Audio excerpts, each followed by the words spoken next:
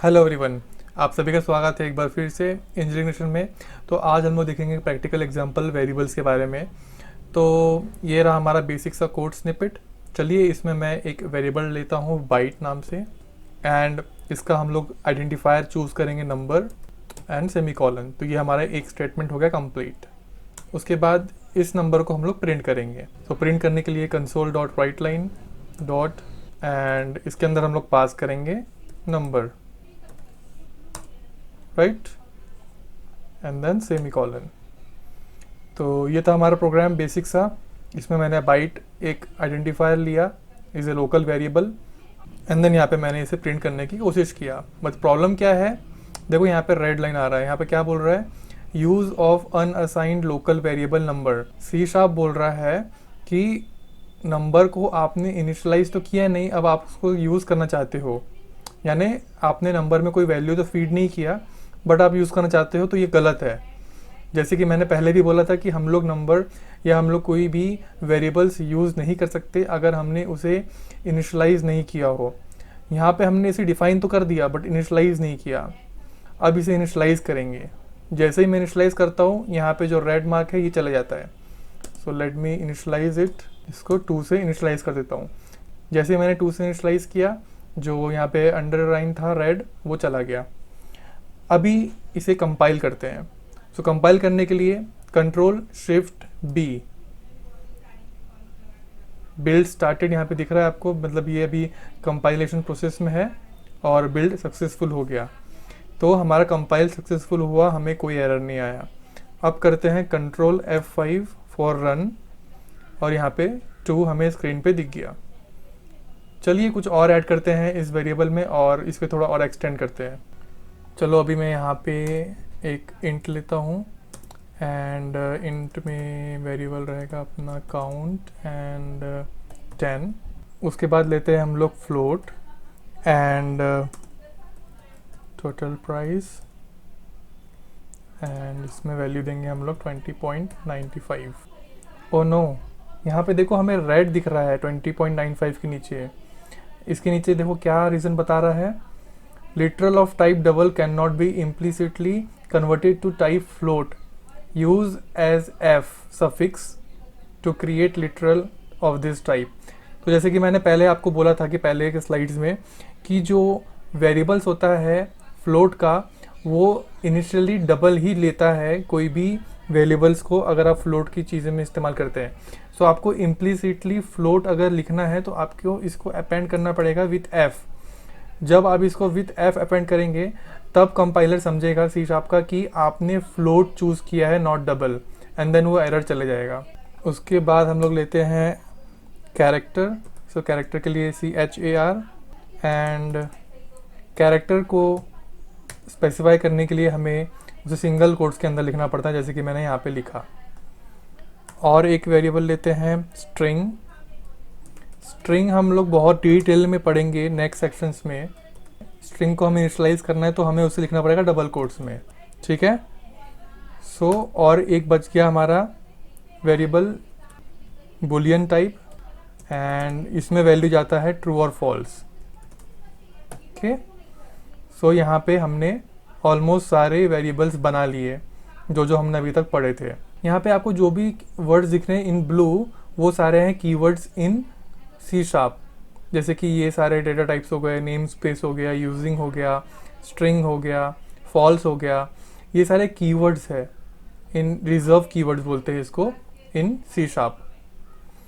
अब चलिए हम लोग इसको शो करते हैं पूरे वेरिएबल्स को इन सी शार्प। सो एक शॉर्टकट मैं आपको बताता हूँ। अगर आपको कंसोल डॉट राइट लाइन बार बार लिखना है तो आप सिर्फ लिखेंगे CW एंड टैब। ये बन गया हमारा कंसोल डॉट राइट लाइन।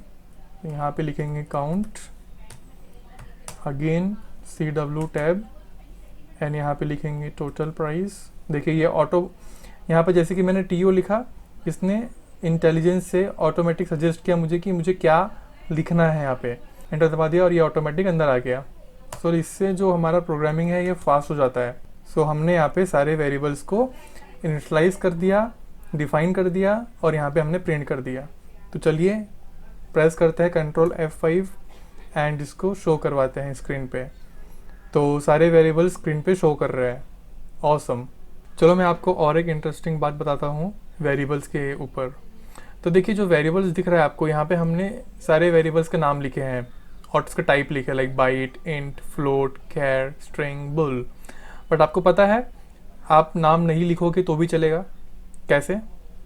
आपको सिर्फ इसके जगह लिखना है वेर, और ये ऑटोमेटिक डिटेक्ट कर लेगा कि आप कौन सा वेरिएबल यूज़ कर रहे हो। जैसे कि मैंने हर जगह रिप्लेस कर दिया विथ वेर। ओके, अभी मैंने इंटेंशनली कोई भी वेरिएबल नहीं लिखा यहाँ पे एक्सप्लिसिटली, बट मैंने एक कॉमन कीवर्ड लिख दिया वेर, और ये कीवर्ड अब डिसाइड करेगा कि ये कौन से टाइप का वेरिएबल होगा। अब मैं इसके ऊपर अगर माउस ओवर करता हूँ तो देखिए क्या बोल रहा है ये बुलियन, ये क्या बोल रहा है स्ट्रिंग, ये क्या बोल रहा है कैरेक्टर, ये क्या बोल रहा है इंट 32, ये क्या बोल रहा है, ये भी इन 32 ही बोल रहा है। क्यों? जबकि ये तो बाइट था। देखिए बात ये होता है कि सी शार्प कभी भी सेफ जोन में चलता है। बाइट इसलिए नहीं लिया उसने क्योंकि बाइट की जो मेमोरी रिप्रेजेंटेशन है वो कम है, तो इसमें डेटा लॉस होने की बहुत ज़्यादा संभावना है। सो बाइट अगर लेंगे तो उसमें डेटा लॉस होने की संभावना है, और सी शार्प यूजली इंट के साथ काम करता है, और it's safe to work with int instant of byte, इसलिए इसने बाइट नहीं लेके इंट लिया।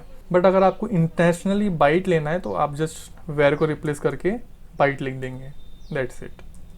बट एनीवेज हम बाइट लेते हैं और कंपाइल करते हैं, देखते हैं कुछ फ़र्क पड़ा क्या हमारे प्रोग्राम में। कंट्रोल F5, कुछ फ़र्क नहीं पड़ा, हमारा प्रोग्राम इजीली कंपाइल हो गया। चलो कुछ न्यू देखते हैं। तो let me remove all this code here. Okay, now console dot write line लिखता हूँ मैं, एंड यहाँ पे मैं प्लेस होल्डर लिखता हूँ। तो प्लेस होल्डर क्या होता है आपको मालूम चलेगा अभी। 0 and 1 ये मेरे प्लेस होल्डर है, और कॉमा। प्लेस होल्डर मतलब कि जो भी हम अब आर्गूमेंट प्रोवाइड करेंगे ये अब वहाँ पे जाके रिप्लेस हो जाएगा। अब मैं क्या आर्गूमेंट प्रोवाइड कर रहा हूँ, मैं एक प्रोवाइड करूँगा बाइट डॉट मिनिमम वैल्यू। क्या है बाइट की मिनिमम वैल्यू क्या है, और एक चीज़ प्रोवाइड करूँगा बाइट डॉट मैक्स वैल्यू। तो दो आर्गूमेंट हमने प्रोवाइड कर दिए, प्लेस होल्डर हमने लगा दिया। अब इसको हम लोग कंपाइल करते हैं 0 to 55। सो हमें मालूम चल रहा है कि जो बाइट की जो मिनिमम वैल्यू है वो 0 है, और जो बाइट की मैक्सिमम वैल्यू है 255 है। ये जो बाइट की जो मिनिमम वैल्यू जो आ रही है इसने रिप्लेस कर दिया 0 को, और जो बाइट की मैक्सिमम वैल्यू आ रही है इसने रिप्लेस कर दिया 1 को।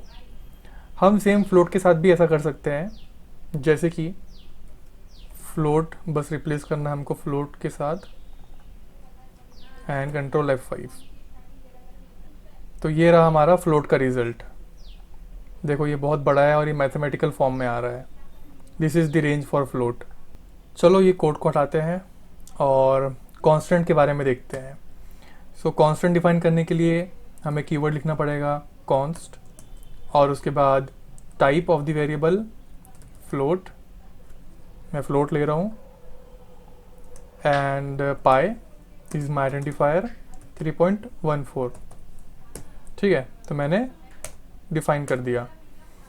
अब आपको तो पता ही होगा कि जो कांस्टेंट है एक बार मैंने डिफाइन कर दिया तो मैं उसको चेंज नहीं कर सकता। चेंज करे क्या? चलो करते हैं। pi is equals to 1।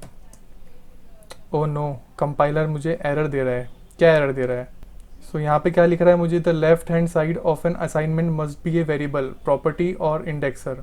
सो इसका मतलब यही है कि हम कांस्टेंट को चेंज नहीं कर सकते एक बार जो हमने डिफाइन कर दिया। तो आशा करता हूँ कि आपको ये वीडियो पसंद आया होगा और आपको बहुत सारी इन्फॉर्मेशन मिली होगी। अगर आपको ये वीडियो पसंद आया तो आप इसे लाइक कीजिए और इंजीनियरिंग नेशन चैनल को सब्सक्राइब कीजिए ताकि आपको और भी ऐसे अपडेट्स मिलते रहे। Thank you.